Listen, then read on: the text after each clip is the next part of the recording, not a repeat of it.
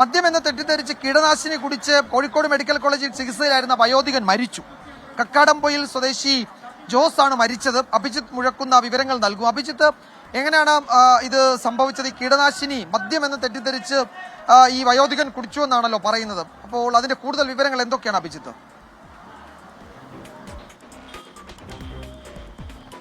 Vijayakumar, good morning.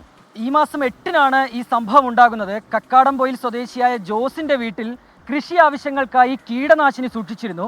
സംഭവ ദിവസം പുലർച്ചെ ജോസ് മദ്യമെന്ന് തെറ്റിദ്ധരിച്ച് ഈ കീടനാശിനി കുടിക്കുകയായിരുന്നു. അദ്ദേഹത്തിന് പിന്നീട് അസ്വസ്ഥത തോന്നി. അസ്വസ്ഥത അനുഭവപ്പെട്ടപ്പോഴാണ് ഒരു പരിശോധന നടത്തിയത്. അങ്ങനെയാണ് താൻ കുടിച്ചത് മദ്യമല്ല കീടനാശിനിയാണ് എന്ന് മനസ്സിലായത്. പിന്നീട് അദ്ദേഹം ഒരു സമീപത്തുള്ള ഒരു ആശുപത്രിയിൽ ചികിത്സ തേടി.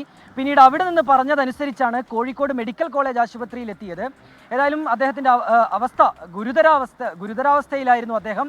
ഇന്ന് പുലർച്ചയോടുകൂടിയാണ് അദ്ദേഹത്തിന് മരണം സംഭവിക്കുകയും ചെയ്തത്. 65 വയസ്സാണ്.